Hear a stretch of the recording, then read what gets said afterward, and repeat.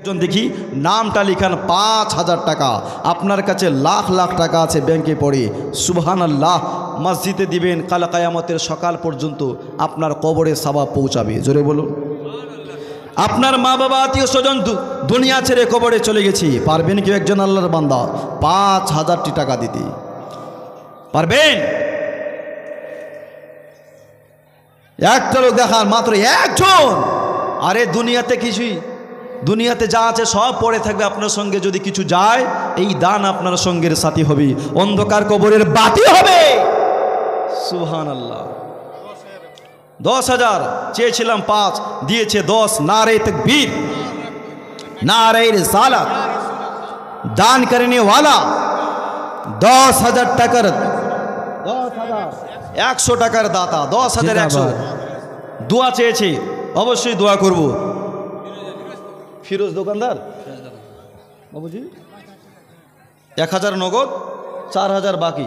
এই বাবুজির নামটা লিখে নিন। কোথায় লিখছে?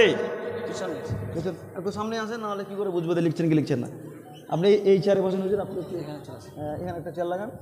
নারে তাকবীর, নারে রিসালাত। একটু দোয়া চেয়েছেন, আল্লাহুম্মা আমিন। اللهم صل على سيدنا شفيعنا حبيبنا مولانا محمد بارك وسلم صلاة وسلاما عليك يا رسول الله يا حبيب الله رب العالمين। মা বাবার জন্য ১০,১০০, একজন বাবুজি ৫,০০০ টাকা দিয়েছেন। গো আল্লাহ পাক, আল্লাহ তাআলা তুমি এই দানকে তোমার দরবারে গ্রহণ করে নাও, তাহার পিতা মাতাকে জান্নাতবাসী করে দাও। আমিন সুম্মা আমিন। কালমা তাইয়্যিবা লা ইলাহা ইল্লাল্লাহু মুহাম্মাদুর রাসূলুল্লাহ।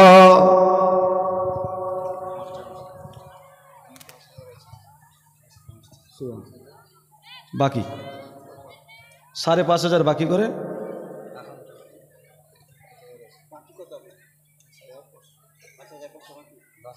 ১০,৫০০। নারে তাকবীর, আল্লাহু আকবার, নারে রিসালাত, ইয়া রাসূলুল্লাহ, মাসলাকে আলা হযরত জিন্দাবাদ। ১০,৫০০ টাকার দাতা জিন্দাবাদ। আল্লাহ পাক আল্লাহ তাআলা যেন এই দানকে কবুল করে নেয়, সকলে পূর্ণ আমিন। মুসলমান বাবাজি ভাই, চেয়েছিলাম ৫,০০০, দুইজন আল্লাহর বান্দা দিয়েছে ১০,০০০, একজন দিয়েছে ৫,০০০। সুবহানাল্লাহ। আমার নবী বলেছেন, যে আমার পাক পাঞ্জাতানকে ভালোবেসে দুনিয়া থেকে বিদায় নিতে পারবে ওই লোকটা জান্নাতি। জোরে বলুন। সাবের আলী ১০,০০০। নারে তাকবীর, আল্লাহু আকবার, নারে রিসালাত, ইয়া রাসূলুল্লাহ, সুবহানাল্লাহ। ৪ জন হয়ে গেল, আর একটা লোক কেউ পারবেন না ১০,০০০ টাকা পাক পাঞ্জাতানের মোহাব্বতে। আপনাকে দেখেই বুঝতে পারছিলাম আপনি দিবেন, কিন্তু সুবহানাল্লাহ। তা আমার কাছে আর ৫,০০০ টাকা দিতে পারবেন? ১৫,০০০ লিখেন। নারে তাকবীর, আল্লাহু আকবার, নারে রিসালাত, ইয়া রাসূলুল্লাহ, মাসলাকে আলা হযরত জিন্দাবাদ, দান করনে ওয়ালা জিন্দাবাদ, ১৫,০০০ টাকার দাতা জিন্দাবাদ। কে চিন্তা করে দেখো না কবরে কি যাইবা না। সুবহানাল্লাহ বলেন, সুবহানাল্লাহ। চিন্তা করে দেখো না কবরে কি যাইবা না, যেই কবরে আমল ছাড়া বন্ধু কেহ থাকবে না, যেই কবরে নবী ছাড়া বন্ধু কেহ থাকবে না। চিন্তা করে দেখো না কবরে কি যাইবা না। সুবহানাল্লাহ। তবে আর একটা লোক হলে বড্ড খুশি হতাম। আমার নবী মুস্তাফার ৬খানা হাদিসের বই আছে, যেই ৬টা হাদিসকে সিয়াসিত্তা হাদিস বলে। কি হাদিস?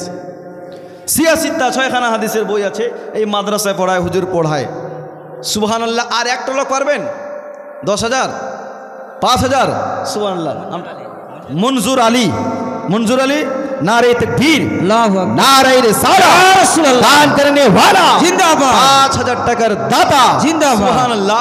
৬ জন হয়ে গেছে।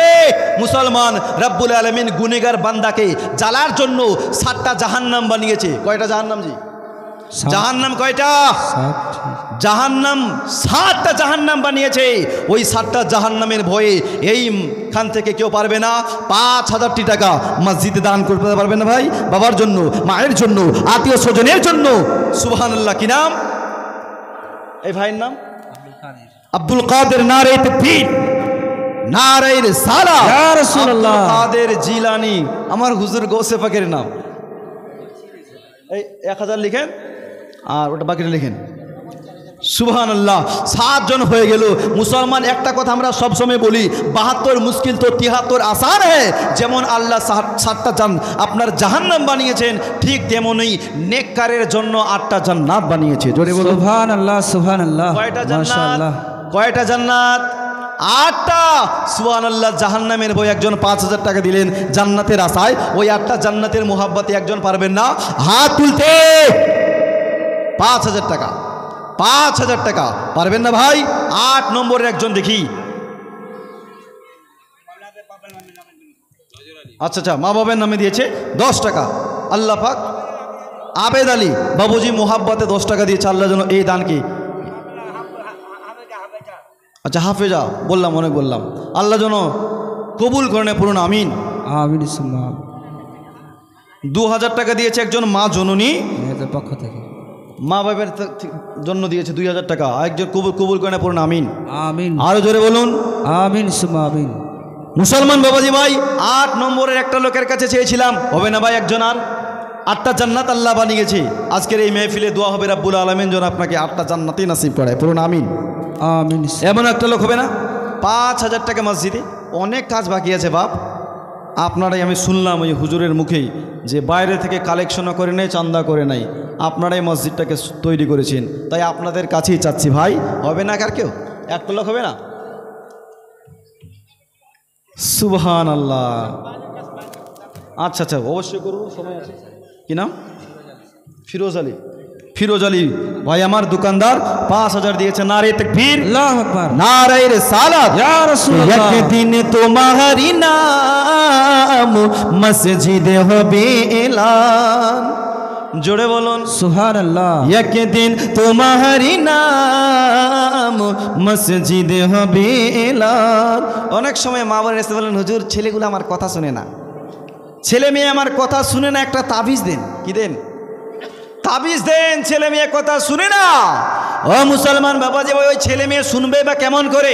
কারণ ছোটবেলে ছেলেটাকে ভালো শিক্ষা দাও নাই। আপনি ছেলেকে ছোটবেলে শিখিয়েছেন 5 পঞ্চ বান, এই ছেলে তো বড় হয়ে বলবে বুড়ার বুড়িকে ধরে বান। ও শিখিয়েছে 5 পঞ্চ বান, কি শিখেছে? মুসলমান বাবাজি ভাই, ছোটবেলে ছেলেকে ভালো শিক্ষা দেন, ছোটবেলা ছেলেকে পড়ান বিসমিল্লাহির রহমানির রহিম, আলিফ থেকে আল্লাহ, বে থেকে বিসমিল্লাহ, সুবহানাল্লাহ বলেন। সুবহানাল্লাহ। এইভাবে ছেলেকে শিখান, দেখবেন ওই ছেলে বড় হয়ে আপনাকে গালিগালাজ দেবে না। মুসলমান বাবাজি, আপনার ছেলে যদি কোরআন পড়তে জানে, আপনার ছেলে যদি হাদিস পড়তে জানে, তার ভিতরে যদি কোরআনের জ্ঞান থাকে, ওই ছেলে কোনোদিন খারাপ ভাষায় গালি দেবে না, আপনাকে কোনোদিন কটু কথা বলবে না, আপনার গালে কোনোদিন থাপ্পড় মারবে না, আপনাকে কোনোদিন বৃদ্ধাশ্রমে রেখে আসবে না। আপনারা বৃদ্ধাশ্রমে খবর নিয়ে দেখেন, আজ পর্যন্ত কেউ প্রমাণ করতে পারে নাই আলিমের পিতা মাতা বৃদ্ধাশ্রমে আছে। বৃদ্ধাশ্রমে খবর নিয়ে দেখবেন, প্রফেসরের মা বৃদ্ধাশ্রমে আছে, ইঞ্জিনিয়ারের মা বৃদ্ধাশ্রমে আছে, ডক্টরের মা বৃদ্ধাশ্রমে, কিন্তু আলিমের পিতা মাতা বৃদ্ধাশ্রমে নাই। আল্লাহর কাছে হাজার হাজার শুকরিয়া। এই জন্য ছোটবেলা ছেলেকে ভালো শিক্ষা দেন।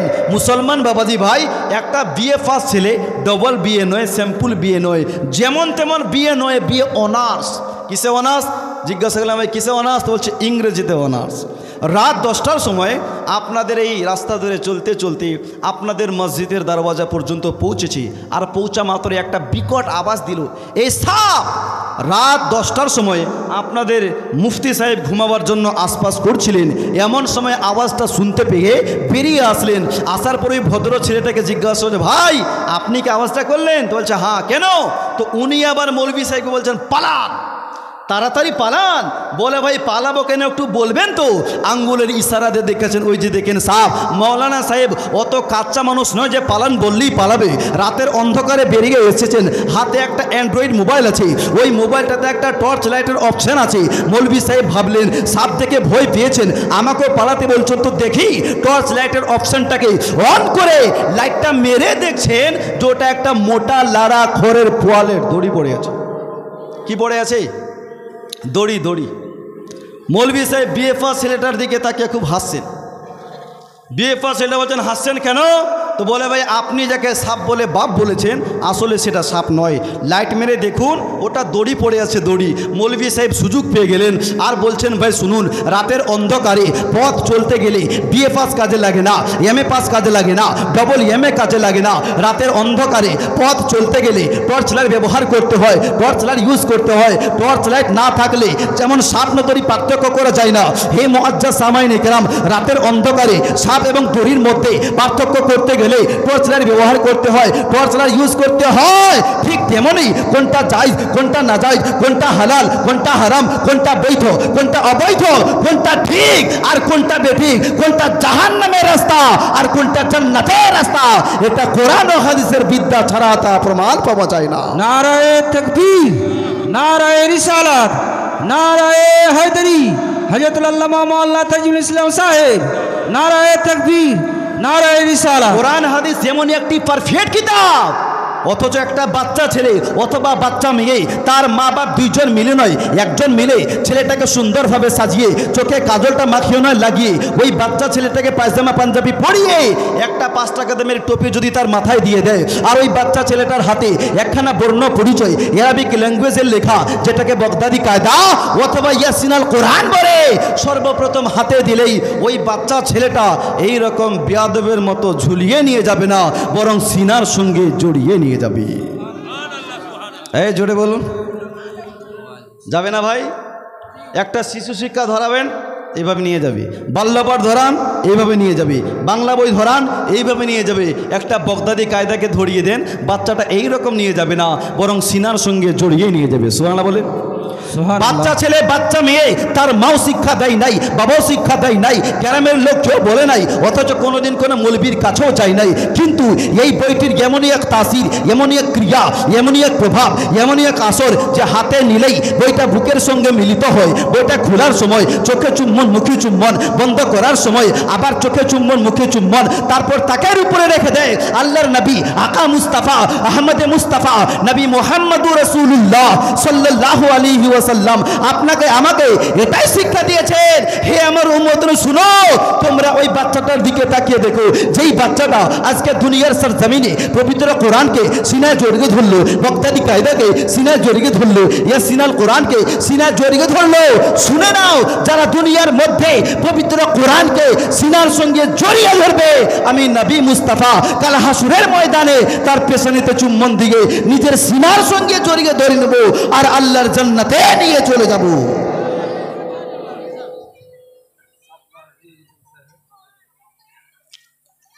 কথাকার যে বললো সাত মারা রিয়াজউদ্দিন সাহেব 1000 দিয়েছে। নারে তাকবীর, নারে রিসালাত, সুবহানাল্লাহ। মুসলমান বাবাজি ভাই 8 জন হয়েছে, আর যদি 2টা লোক দিতেন আমার নবী মুস্তাফা 10 জন সাহাবীকে দুনিয়াতে জান্নাতি বলেছেন। কয়জন? 10 জন। যারা বলেন কয়জন? 10 জন। 10 জন। এই মা, আপনাদের কাছেও চাইব, তবে চাদর গেছে না? আচ্ছা, চাদরে যা পারবেন দিয়ে দিবেন, আর 5000 2000 1000 করে এই মাসে লক্ষ্যের ভান্ডার ঢুকবে। কয় হাজার? 1000 না? এই বাবুজি দিয়েছে 2000 টাকা। আচ্ছা 3000 আছে। নারে তাকবীর, আল্লাহু আকবার। শাশুড়ি অসুস্থ, সুবহানাল্লাহ। আর মা? মা নাই, মা মারা গেছে। আচ্ছা কেথা দিয়েছে না? আচ্ছা ওটা রেখে দেন ওখানে। একজন মা দিয়েছে আরও 100 টাকা। সুবহানাল্লাহ, আল্লাহ যেন কবুল করে নেয়। পড়ুন আমিন। আমিন। আরো জোরে বলুন আমিন। আমিন।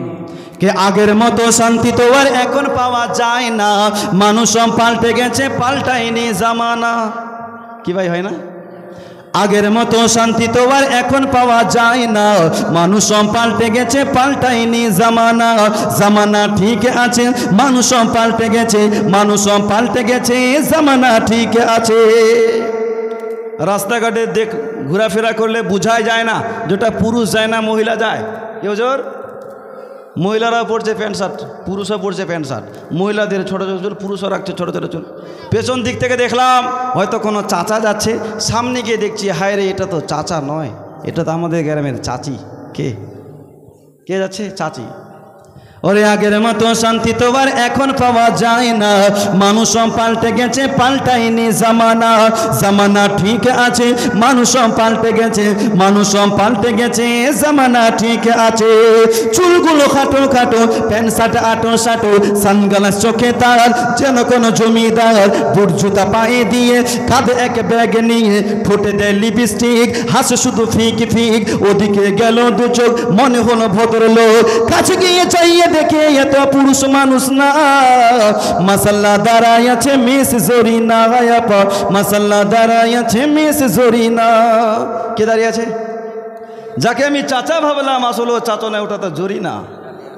ফেরোজ আলী, ফেরোজ আলী দিয়েছে 1000 টাকা। নারী তাকবীর, নারে রিসালাত, ইয়া রাসূলুল্লাহ।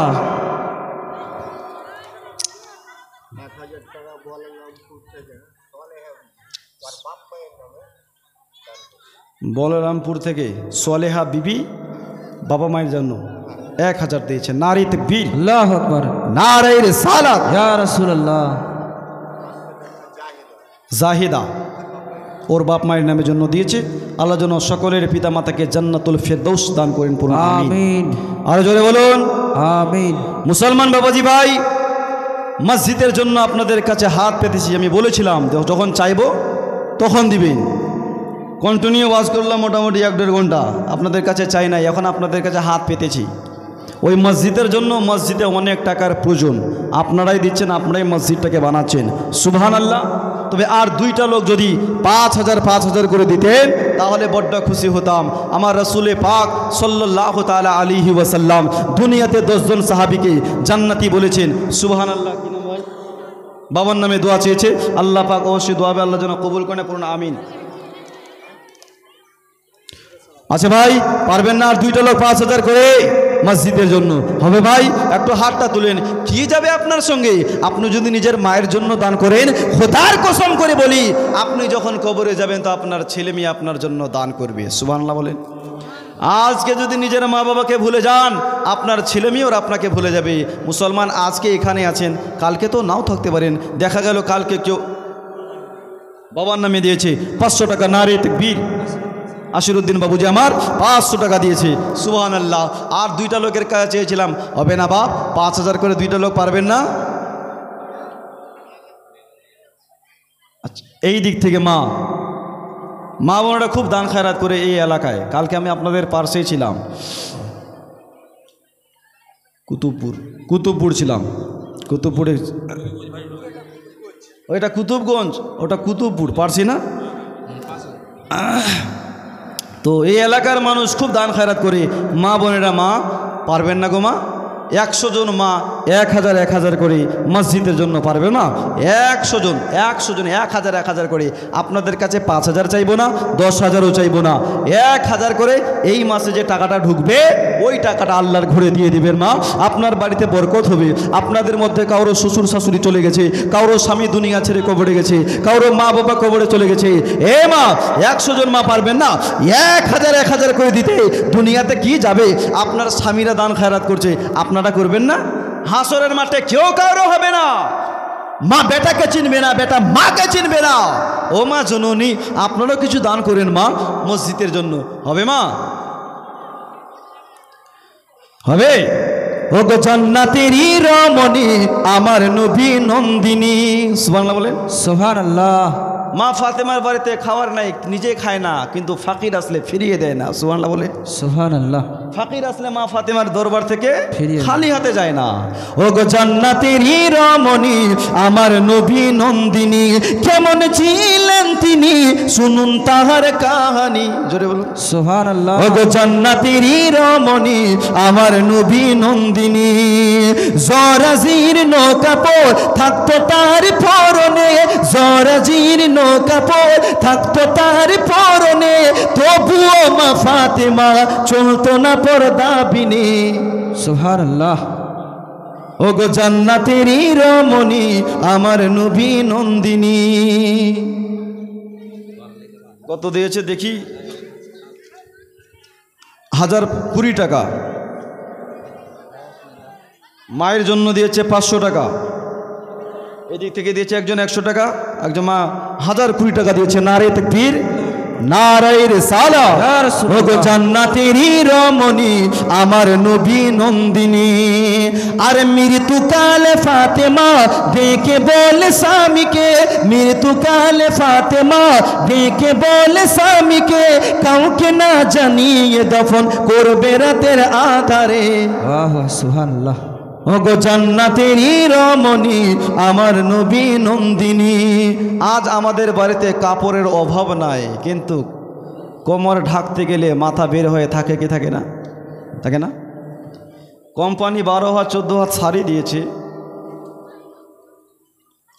বাবার নামে একজন মা দিয়েছে 500 টাকা, আল্লাহ যেন কবুল করে পড়ুন আমিন।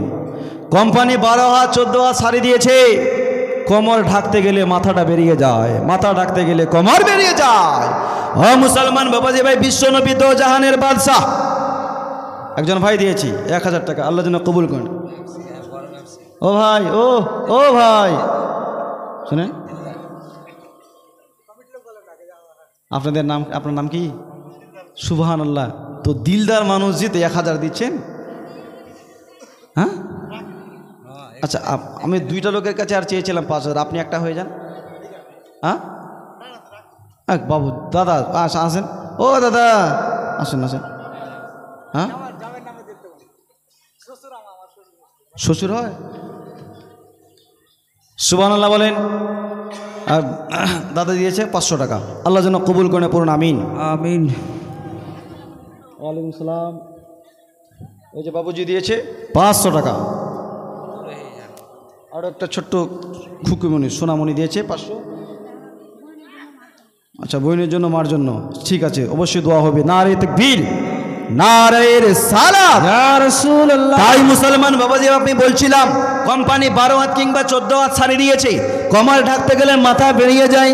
বিশ্বনবী দো জাহানের বাদশাহ নবী মুহাম্মদুর রাসূলুল্লাহ সাল্লাল্লাহু তাআলা আলাইহি ওয়াসাল্লাম বলেছেন, দায়ুস লোক কোনোদিন আল্লাহর জান্নাতে যেতে পারবে না। 220 টাকা দিয়েছে, আল্লাহ যেন কবুল করে পড়ুন আমিন। আমিন। বিশ্বনবী বললেন, দায়ুস ব্যক্তি কোনোদিন আল্লাহর জান্নাতে যাবে না। সাহাবারা বললেন, হুজুর দায়ুস কাকে বলে? নবী আমার বললেন, হে আমার সাহাবারা, যেই বাপ তার বেটিকে পর্দায় রাখতে পারবে না, ওই বাপটা হলো দায়ুস। যে ভাই নিজের বোনকে পর্দায় রাখতে পারবে না, ওই ভাইটা হলো দায়ুস। যে স্বামী তার স্ত্রীকে পর্দায় রাখতে পারবে না, ওই স্বামীটা হলো দায়ুস। বিশ্ব নবী বলেন, এই সমস্ত লোক আল্লাহর জান্নাতে যাবে না। খবরদার মা ফাতেমা তো জোহরা কেমন পর্দা করেছেন, সুবহানাল্লাহ। অনেক দান খয়রাত করছে। কে দিয়েছে এটা? চৌদুয়ার থেকে ফটিক ডাক্তার 1000। বাপ্পি মাস্টরের মা 500 টাকা। সুবহানাল্লাহ। এ ভাই একটু চরচর করে দেন ভাই, 500 1000 500 1000 একটু নিয়ে আসুন চর্চা করে। 500 1000 500 1000 2000 যদি থাকে ভাই, আপনাদের মসজিদের কাজ হবে। সুবহানাল্লাহ। আল্লাহ রাসূল সাল্লাল্লাহু তাআলা আলাইহি ওয়াসাল্লাম বলছেন, যারা মসজিদ বানায় আমার আল্লাহ পাক আল্লাহ তাআলা তাদের জন্য জান্নাতে ঘর বানায়। সুবহানাল্লাহ বলেন। সুবহানাল্লাহ। যারা মসজিদ বানায় আমার আল্লাহ তাদের জন্য জান্নাতের ভিতরে মহল তৈরি করে মহল বানায়। সুবহানাল্লাহ। ভাই যদি 500 টাকা থাকে 500 টাকা নিয়ে আসেন, 1000 পারলে 1000 নিয়ে আসেন। এই দিক থেকে 100 মায়ের কাছে চেয়েছিলাম 1000 করে, মা 1000 না পারলে 500 টাকা দিয়ে দেন, বুঝো? ঠিক। 1000 না পারলে 500 করে দিয়ে যান মা। আচ্ছা, ওইখানে লোক গেছে, 500 করে দেন মা, কমপক্ষে 500 করে দেন। দেখতে তো পাচ্ছেন 1 কোটি কত টাকা খরচ হয়ে গেছে, আরও মোটামুটি অনেক টাকার প্রয়োজন, অনেক টাকার লাগবে। কি ভাই, লাগবে না? অনেক টাকার দরকার। তো মা একটু বেশি বেশি করে দিবে না মা? এই যে 1000 টাকা আমাদের খালা দিবে, দিদি দিবে না, ওই 1000 টাকা দিয়ে দিবেন মা। 1 মাসের টাকাটা অবশ্যই দিবেন মা, অবশ্যই দিবেন। আপনাদের জন্য দোয়া করব মা। আর এই দিক থেকে যদি পারেন, এই দিকে তো অনেকগুলো আছে, আমি তো লক্ষ্যই করি নাই, জি আমি লক্ষ্যই করি নাই, যেদিকে মহিলা আছে। সুবহানাল্লাহ, এইদিকে তো বেশি আছে। ওরে মা বউ দাদি নানি সব আজ ডিজিটাল। সুবহানাল্লাহ। আর একজন ভাই দিয়েছে 500 টাকা, একজন দিয়েছে 20 টাকা। কবুল করে না পড়ুন আমিন। আমিন। কে মা বউ দাদি নানি সব আজ ডিজিটাল, হবেই না কেন তারা দেখেছে যে সিরিয়াল। একটু এটা দাও তো, ইকোটা। মা বউ দাদি নানি সব আজ ডিজিটাল হবেই না কেন, তারা দেখেছে যে সিরিয়াল। কালো মেয়ে সাদা হয় মেখে না কেমিক্যাল, 60 বছরের বুড়ি সাদা চুল করে লাল। করে না ভাই, ও বুঝা যায় না যে ওর 60 বছর। পাত্রী দেখতে এসেছে তো ওর মাকে পছন্দ করছে, বুঝলেন? পাত্রী দেখতে এসে ওর মাকে বলছে এটাই মনে হয় পাত্রী, মানে এমন মেকআপ করেছে বুঝা যায় না যে। কিন্তু ওই মা জানে না যে চুলে কালো মেহেন্দি খেজাব লাগানো শরীয়তে হারাম আছে। কি লাগা যাবে? শরীয়তে লাগা যাবে না। তাই কবি বলছেন মা বউ দাদি নানি সব আজ ডিজিটাল হবেই না কেন, তারা দেখেছে যে সিরিয়াল। কালো মেয়ে সাদা হয় মেখে না কেমিক্যাল, 60 বছরের বুড়ি সাদা চুল করে লাল। মনে হয় এরা সব রানপুর ভক্ত, বুঝে না তারা ভালো মন্দ। সমাজ চারিদিকে হয়ে গেছে অন্ধ, বুঝে না তারা ভালো আর মন্দ। রানু বুকে চিনেন জি? ওই কলকাতা রানাঘাটে রানু মণ্ডল দুটা কথা বলে গোটা বিশ্বে ভাইরাল। পাগলি ভাইরাল হয়ে গেছে, চলে গেল মুম্বাই থেকে ওকে এমনভাবে মেকআপ করলে বুঝাই যায় না যে ওর 70 বছর বয়স, বুঝা যায় না। তারপর কবি বলছেন আর এখনকার যুবক ভাইরা প্যান্টটা এত নাভির নিচে পড়ছে, ঝুঁকে যদি কাজকর্ম করে তো পেছন দিক থেকে ইন্ডিয়ার গেট খোলা আছে। কে ভাই হয় না? কথাটা আমি খারাপ বললাম? কাজকর্ম করলে সব দেখ পেছন দিক থেকে। আমাদেরকে লজ্জা লাগছে, কিন্তু যুবককে লজ্জা লাগে না। ওটা বলছে এটা স্টাইল, মানে ইন্ডিয়ার গেট দেখাটা স্টাইল। কে মুসলিম ঘরে ঘরে ছেয়ে গেছে ছেঁড়া প্যান, দাঁড়িয়ে রেখেছে যেন বিরাট কোহলির ফ্যান। প্যান পড়েছে যুবক না ফিরিয়ে তো নিচে, ঝুঁকলেই দেখা যায় নেড়ায় কাটা সিডে। নিজেকেই ভাবে এরা সঞ্জয় দত্ত, বুঝে না তারা ভালো মন্দ। সমাজ চারিদিকে হয়ে গেছে অন্ধ, বুঝে না তারা ভালো আর মন্দ। জোরে বলুন, কথা বলেন, ঠিক কিনা? ঠিক নাই ভাই? বুঝে না তারা ভালো আর মন্দ। আর যুবক যুবতীদের কাটে ফোনে দিনকাল, মানে কে মাঙ্গে হিত তাই তো ভাইরাল। এ গানের মানে কি হাতা মাতা জানে না, ইমান থাকবে কিনা পরোয়াও করে না। হয় না ভাই? একটু মোহাব্বতে বলা যাবে সুবহানাল্লাহ, সুবহানাল্লাহ। আর একটু জোরে হাত উঠিয়ে বলুন ইয়া রাসূলুল্লাহ, ইয়া রাসূলুল্লাহ। যুবক যুবতীদের কাটে ফোনে দিনকাল, মানে কে মাঙ্গে হিত তাই তো ভাইরাল। এ গানের মানে কি হাতা মাতা জানে না, ইমান থাকবে কিনা পরোয়াও করে না। এক চুয়ালের হলো আবু জেহেল ভক্ত, বুঝে না তারা ভালো মন্দ। সমাজ চারিদিকে হয়ে গেছে অন্ধ, বুঝে না তারা ভালো আর মন্দ। সুবহানাল্লাহ বলেন। সুবহানাল্লাহ। আমার এক বন্ধু ছিল, বন্ধু ডাক্তার, কি ডাক্তার বন্ধু ছিল। একদিন জিজ্ঞাসা করলাম, ভাই বন্ধু তুমি যে ডাক্তারি পাস করেছো তো তোমার ডিগ্রিটার নাম কি? 130 টাকা দিয়েছে। আল্লাহ যেন কবুল করেন, পড়ুন আমিন। বন্ধুকে জিজ্ঞাসা করলাম, তুমি যে ডাক্তারি পাস করেছো, এইভাবে থাকতে দিবেন, হ্যাঁ, তোমার ডিগ্রির নাম কি? আমি বললাম, ভাই বন্ধু অনেক ডাক্তারকে দেখলাম, কেউ MBBS করেছে, কেউ MD করেছে, তো তুমি যে ডাক্তারি পাস করেছো তোমার ডিগ্রিটার নাম কি? সে বললেন, মৌলভী সাহেব আমার ডিগ্রির নাম হচ্ছে RMP। কি ডিগ্রির নাম? RMP। আমি বললাম, ভাই বন্ধু এই RMPর ফুল ফর্ম জানো? সে বললেন, মৌলভী সাহেব আমি তো জানি, আপনি কি বলেন? তো আমি তাকে মজা করে বললাম, ভাই বন্ধু RMPর ফুল ফর্ম হচ্ছে R থেকে রুগী, M থেকে মারা, P থেকে পার্টি। তোমরা হচ্ছে রুগী মারার পার্টি। তো ভীষণ রাগ। আচ্ছা একজন ডাক্তারকে যদি ওপেন বলি তোমরা রুগী মারার পার্টি, রাগ করবে কি করবে না? রাগ করারই কথা। রেগে চোখ মুখ সব লাল হয়ে গেছে। এমন সময় আমি বলছি, মৌলভী সাহেব একটা কথা বলবো। আমি বললাম, ভাই একটা কথা কেন, 10টা বলে? আমি তো জানি কথাটা আমার সহ্য হয় নাই। ভাই ডাক্তার থাকলে রাগ করবেন না। শ্বশুর শাশুড়ির জন্য 1000 টাকা দিয়েছি, যেন কবুলকে আমিন পড়েন। বলছে মৌলভী সাহেব একটা কথা বলবো? আমি বললাম হ্যাঁ ভাই বলেন। বলছে মৌলভী সাহেব আপনাদের মধ্যে কিছু জিনিস আছে যেটা আমার মাথায় ঢুকছে না। আমি বললাম কোনটা? তো বলছে মৌলভী সাহেব নামাজ পড়তে গেলে কি করতে হয়? আমি বললাম উজু করতে হয়। তো বলছে মৌলভী সাহেব পেশাব করলে উজু ভাঙে? অবশ্যই ভাঙে। পায়খানা করলে? নিশ্চয়ই ভাঙে। তো বলছে মৌলভী সাহেব উজু যদি ভেঙে যায় আমি যদি নামাজ পড়তে যাই কি করতে হবে? আমি বললাম পুনরায় উজু করতে হবে। আচ্ছা মৌলভী সাহেব উজু করতে গেলে কোন কোন অঙ্গ ধুইতে হয় একটু বলবেন? আমি বললাম প্রথমে হাত, তারপরে 3 বার কুল্লি করতে হয়, 3 বার নাকে পানি দিতে হয়, 3 বার মুখমণ্ডল ধুইতে হয়, 3 বার হাত দুটো কোণে পর্যন্ত ধুইতে হয়, 1 বার মাসা করতে হয়, আর 3 বার করে পা দুটো ধুইতে হয়। তো বলছে এটাই উজু? আমি বললাম হ্যাঁ। তো বলছে এই জিনিসটাই আমার মাথায় ঢুকছে না। আমি বললাম কেন?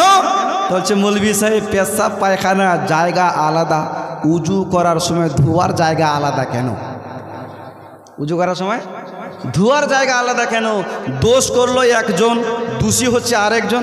তার মানে কি মৌলভী সাহেব বুঝলেন না পেশাব পায়খানা জায়গা আলাদা, উজু করার সময় কি ধুতে হলো?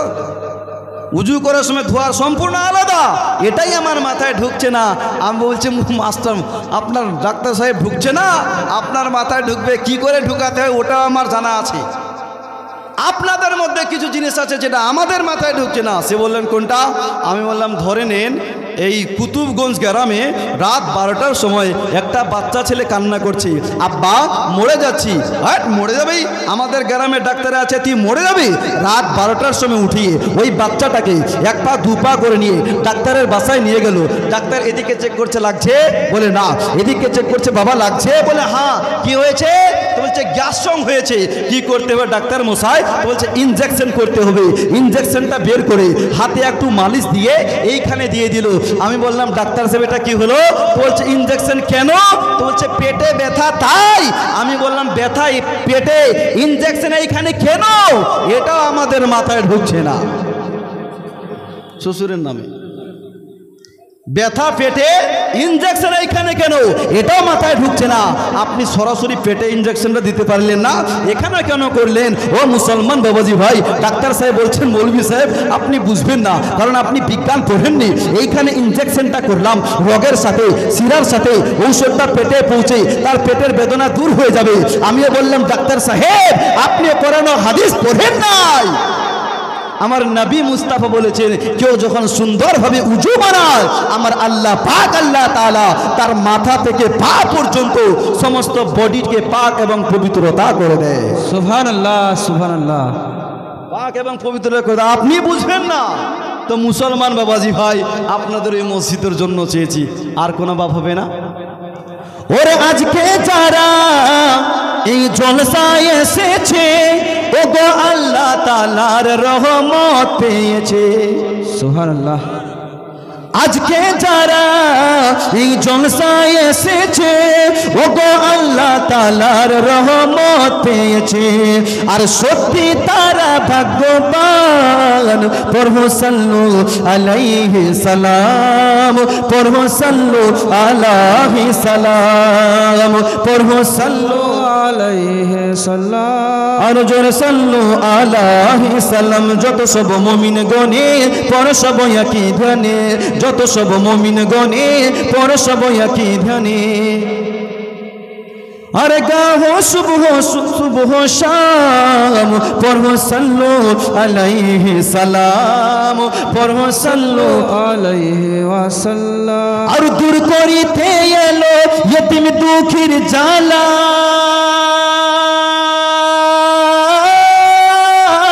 দূর করিতে এলো ইতিম দুঃখীর জ্বালা, এলো মক্কায় মোদের নবী কামলিওয়ালা। সুবহানাল্লাহ সুবহানাল্লাহ সুবহানাল্লাহ। একটু নবীর মোহাম্মতে বলো ইয়া রাসূলুল্লাহ ইয়া রাসূলুল্লাহ। এলো মক্কায় মোদের নবী কামলিওয়ালা, আর উজালা হলো সেটাই শান। পড়ো সাল্লু আলাইহি সালাম, পড়ো সাল্লু আলাইহি সালাম। বিশ্বনবী দো জাহানের বাদশা একদিন মসজিদে নববীর মধ্যে ওয়াজ করছে। একজন নবী আমার ওয়াজ করছেন, একজন বয়স্ক বুড়া সাহাবী দাঁড়িয়ে বললেন হুজুর কিয়ামত কবে আসবে? ইয়া রাসূলুল্লাহ কিয়ামত কবে আসবে একটু বলবেন? ও মুসলমান নবী আমার শোনার পর বলেন এই আমার সাহাবা কিয়ামতের জন্য কি কিছু সঞ্চয় করেছো না এমনিতেই জিজ্ঞাসা করো কিয়ামতের জন্য কিছু সঞ্চয় করেছো? মুসলমান ওই লোকটা শুনতে নাই, সাহাবী শুনতে নাই, দুই চোখের পানি ছেড়ে বললেন, ইয়া রাসূলুল্লাহ, কিছুই করতে পারি নাই। আমি বয়স্ককালে আপনার কালেমা পড়ে মুসলমান হয়েছি, এই জন্য বেশি দিন নামাজ পড়তে পারি নাই, বেশি দিন রোজা রাখতে পারি নাই। আমার নামায় আমলে সামান্য নামাজ আর সামান্য রোজা আছে।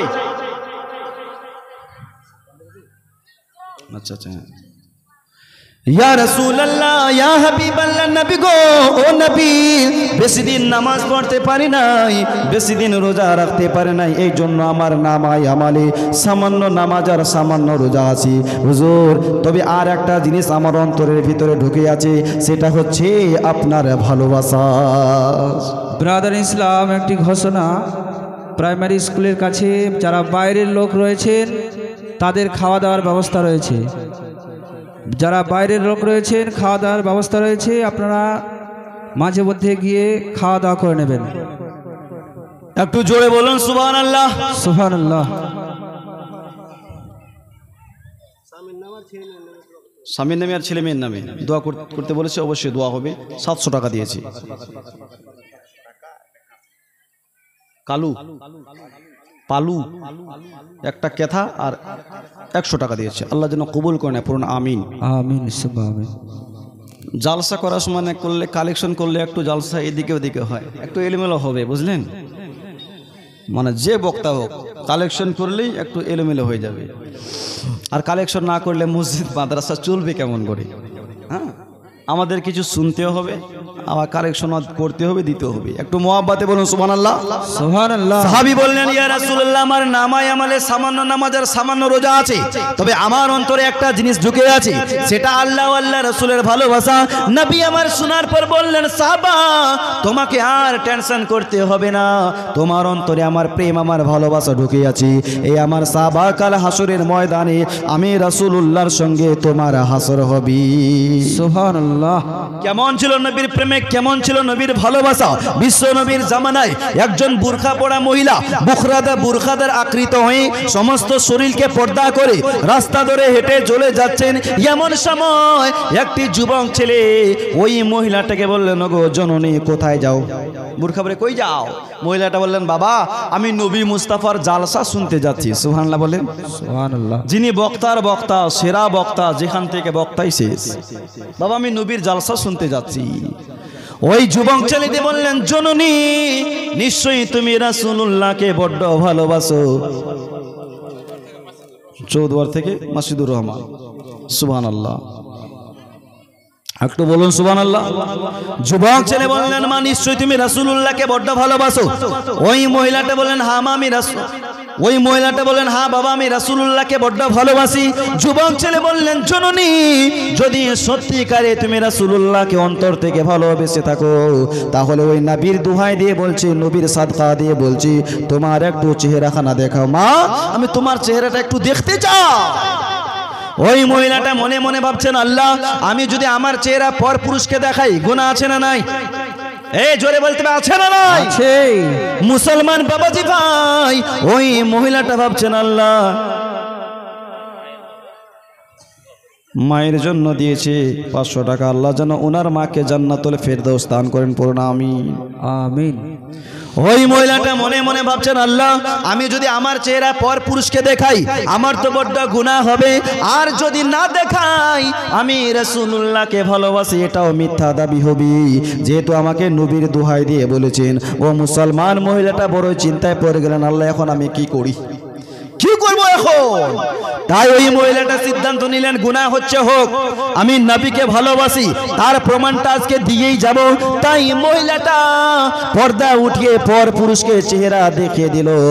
পুরুষটি বললেন, মা, বুঝলাম তুমি রাসূলুল্লাহকে অন্তর থেকে ভালোবাসো। সুবহানাল্লাহ বলে। সুবহানাল্লাহ। ওই মহিলাটা আমার নবী মুস্তাফার জালসা শুনতে চলে গেলেন।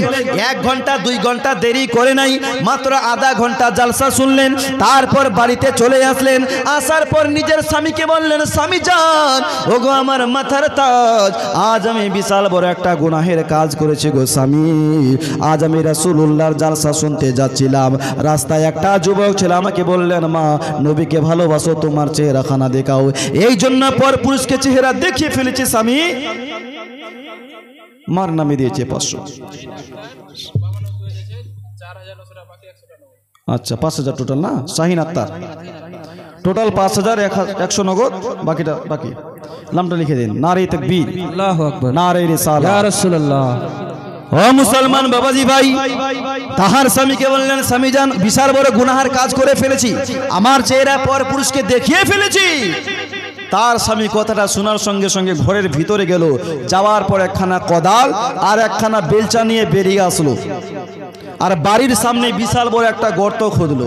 গর্ত খুদে অনেকগুলো খড়ি জমা করে আগুন লাগালো। আগুন লাগার পর বলছেন বিবি, ওই যুবক ছেলে তোমাকে বলেছিল নবীকে ভালোবাসো, তোমার চেহারা দেখাও, এই জন্য তুমি পর পুরুষকে চেহারা দেখিয়েছো। বিবি রে, এখন আমি তোর স্বামী বলছি, যদি সত্যিকারে নবীকে ভালোবেসে থাকো তাহলে এই আগুনের মধ্যে তোমাকে ঝাঁপ দিয়ে প্রমাণ করতে হবে। কত বড় পরীক্ষা! ওই যুবক বলেছে চেহারা দেখিয়েছো, এখন আমি তোর স্বামী বলছি দেখাতে হবে, আগুনে ঝাঁপ দিতে হবে। ওই মহিলাটা শোনার পরে পরে চিন্তায় পড়ে গেলেন, আল্লাহ ইয়া মালিক মাওলা, এখন আমি কি করি গো আল্লাহ, যদি আমি আগুনের মধ্যে ঝাঁপ না দিই আমার স্বামী আমাকে মিথ্যা মনে করবে, আমার স্বামী আমাকে বিশ্বাস করবে না। এই জন্য ওই মহিলাটা কি করলেন বাবা, আল্লাহর উপরে ভরসা করে আমার নবী মুস্তাফার ভালোবাসা অন্তরে রেখে কথাটা শোনার সঙ্গে সঙ্গে আগুনের মধ্যে ঝাঁপিয়ে পড়ে গেলেন। সুবহানাল্লাহ, আগুনের মধ্যে ঝাঁপিয়ে পড়ে গেলেন। তার স্বামী যেমনই পেছনে তাকায়, হায় হায় আমার স্ত্রী তো সত্যিকারে আগুনের মধ্যে ঝাঁপ দিয়ে ফেলেছে, এটা তো আমার মনের কথা ছিল না, অন্তরের কথা ছিল না, আমি তো মজা করে বললাম, সত্যিকারে এইভাবে আগুনে পড়ে যাবে আমি কোনোদিন ভাবতেও পারি না। তার স্বামী খুব বাঁচার চেষ্টা করলো কিন্তু বাঁচাতে পারলো না। ওইদিকে আমার নবীর মেহফিল চলছিলেন, নবীর ওয়াজ চলছিলেন। লোকটা দৌড়াতে দৌড়াতে আমার নবী মুস্তাফার কাছে গেল, যাওয়ার পর বললেন নবী গো, ও নবী আমি তো জাহান্নামী হয়ে গেলাম। ইয়া রাসূলুল্লাহ, রাব্বুল আলামিন কোরআনের মধ্যে বলেছেন একজন মুসলমান অপর মুসলমানকে কতল করলে তাকে জাহান্নামে যেতে হবে। হুজুর আমি শুধু মুসলমান নয় নবী গো, আমি একজন আশিকে রাসূলের খুন করেছি, আমি একজন পাক্কা মুমিনকে কতল করেছি, আমি আমার স্ত্রীকে খুন করেছি, হুজুর আমি তো জাহান্নামী হয়ে গেলাম। নবী শোনার পর বললেন সাহাবা কি হয়েছে একটু এ টু জেড তুমি খুলে বলো। লোকটা বললেন ইয়া রাসূলুল্লাহ, ইয়া হাবিবাল্লাহ, নবী গো আমার স্ত্রী আপনার ওয়াজ শোনার জন্য আসছিলেন, রাস্তায় একটা যুবক ছিল আমার স্ত্রীকে বলেছিল ওগো মা ওগো জননী নবীকে ভালোবাসো, তোমার চেহারাখানা দেখাও, এই জন্য আমার স্ত্রী পর পুরুষকে চেহারা দেখিয়েছে। ইয়া রাসূলুল্লাহ এই কথাটা শোনার পর আমি আমার স্ত্রীর পরীক্ষা নিয়েছিলাম, বলেছিলাম বিবিরে নবীকে ভালোবাসো, যদি সত্যিকারে তোমার অন্তরে নবীর প্রেম থাকে আগুনে ঝাঁপ দিয়ে প্রমাণ করো। হুজুর আমার মনের কথা ছিল না, অন্তরের কথা ছিল না নবী গো, আমি তো মজাক করে বলেছিলাম, ভয় দেখানোর জন্য বলেছিলাম, সত্যিকারে এইভাবে আগুনে পড়ে যাবে আমি কোনোদিন ভাবতেও পারি নাই। হুজুর অনেক চেষ্টা করেছি বাঁচাতে পারি নাই। নবী আমার শোনার পর মুচকি হেসে দিলেন, জোরে বলো সুবহানাল্লাহ। বিশ্ব নবী মুচকি হেসে বললেন সাহাবা, হে আমার সাহাবা, তোমার স্ত্রী আমাকে ভালোবাসে তার প্রমাণটা দেওয়ার জন্য আগুনে ঝাঁপ দিয়েছি। ওরে আমার সাহাবা, তোমার স্ত্রীকে ওই আগুন পোড়াতে পারে না। সুবহানাল্লাহ। আগুনের কি মাজাল যে তোমার স্ত্রীকে পোড়ায়, যাও তোমার স্ত্রীকে আগুন পোড়াতে পারবে না। নবীর মুখ থেকে শুনতে নাই লোকটা খুশি হয়ে গেল। কেন খুশি হবে না? কারণ আমার নবীর জবান হচ্ছে ওহ জুবা জিসকো সব কুনকি কুঞ্জি কাহি উনকি নাফিজ হুকুমত পে লাখো সালাম। জোরে বলুন সুবহানাল্লাহ, সুবহানাল্লাহ। সোনার মদিনা আমার প্রাণের মদিনা, আমার প্রিয় মদিনা, আমার জানের মদিনা। সুবহানাল্লাহ। সোনার মদিনা আমার প্রাণের মদিনা, আমার প্রিয় মদিনা, আমার জানের মদিনা। সবই ভুলতে পারি নবী, সবই ভুলতে পারি নবী, তোমায় ভুলতে পারি না সোনার মদিনা। সুবহানাল্লাহ সুবহানাল্লাহ। সোনার মদিনা আমার প্রাণের মদিনা, আমার প্রিয় মদিনা, আমার জানের মদিনা। আরে চলো যাই গো মদিনাতে, যেথায় মোদের নবী আছে। মদিনাতে গিয়ে মোরা, মদিনাতে গিয়ে মোরা চুম্বু জালি খানা সোনার মদিনা। জোরে বলো না সুবহানাল্লাহ। মুসলমান বাবাজি ভাই, কি বুঝলাম যে যার অন্তরে নবীর প্রেম, নবীর ভালোবাসা থাকবে, ওকে জাহান্নামের আগুন কেন, দুনিয়ার আগুন কেন, জাহান্নামের আগুনও তাকে পুরাতে পারবে না। আমরা নবীকে নিজের জীবনের চাইতেও বেশি ভালোবাসি, তবে এই দিক থেকে অনেক মা বোন দান খায়রাত করে নাই। ইয়া রাসূলুল্লাহ জিন্দাবাদ। একটু সবাই দাঁড়িয়ে যান, আর আগে একটু আগে আগে আসেন। দাঁড়িয়ে যান, আগে আগে আসেন, আগে যান, আগে যান, আগে যান। নবীর মহব্বতে আগে যান, নবীর মাহফিলে বসে আছেন, আগে যান। চলে আসুন, চলে আসুন, চলে আসুন, সবাই আগে চলে আসুন। অনেক ভাই, আমার যুবক ভাইয়েরা দাঁড়িয়ে রয়েছে, দয়া করে বলছি আপনারা একটু দাঁড়িয়ে না থেকে ভিতরে চলে আসুন। সুবহানাল্লাহ। আপনারা বসেন, আপনারা একটু সামনের দিকে চলে আসুন।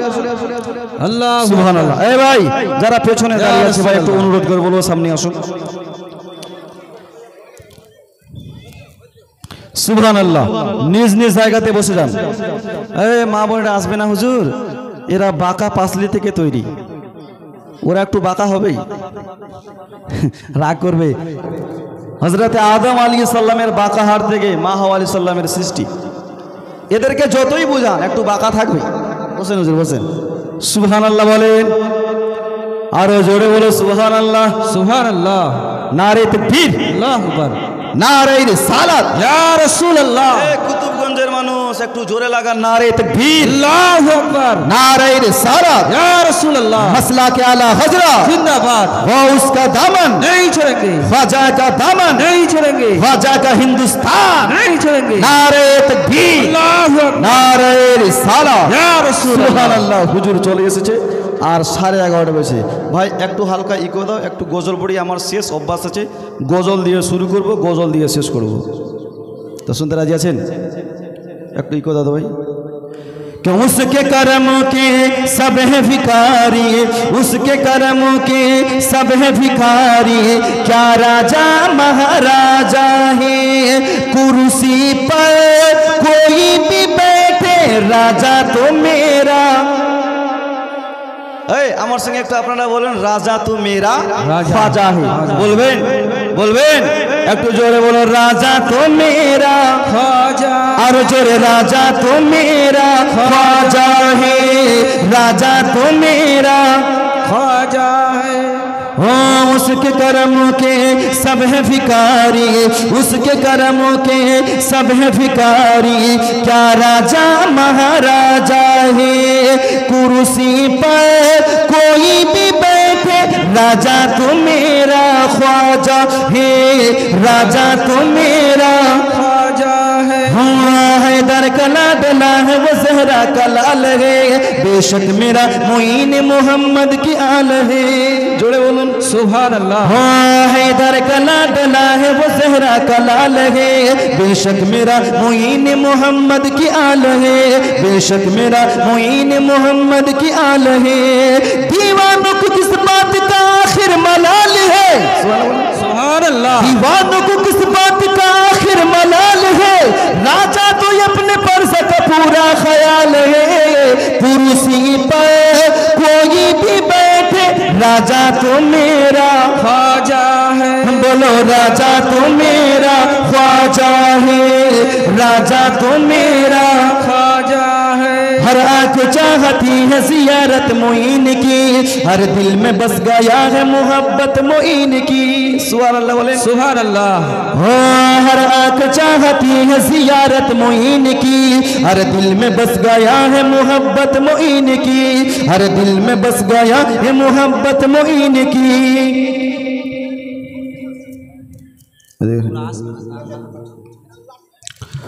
हो हर आँख चाहती है ज़ियारत मोइन की, हर दिल में बस गया है मोहब्बत मोइन की, हर दिल में बस गया है मोहब्बत मोइन की।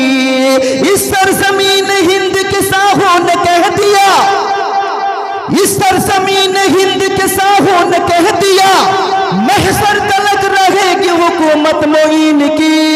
कुर्सी पर कोई भी बैठे, राजा तो मेरा ख्वाजा है, बोलो राजा तो मेरा ख्वाजा है, राजा तो मेरा ख्वाजा है।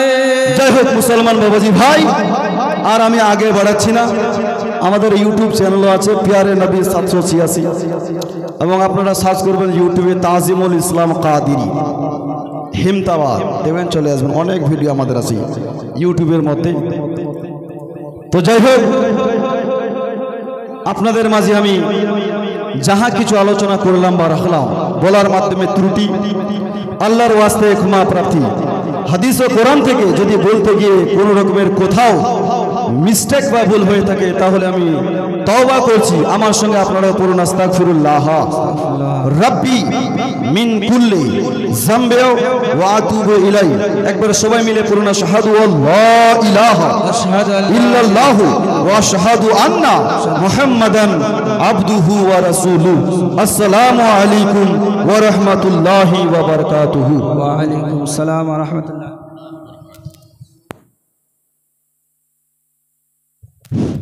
सुभान अल्लाह, सुभान अल्लाह। यह कौन था, यह किसने बिखेरी थी मस्तियाँ?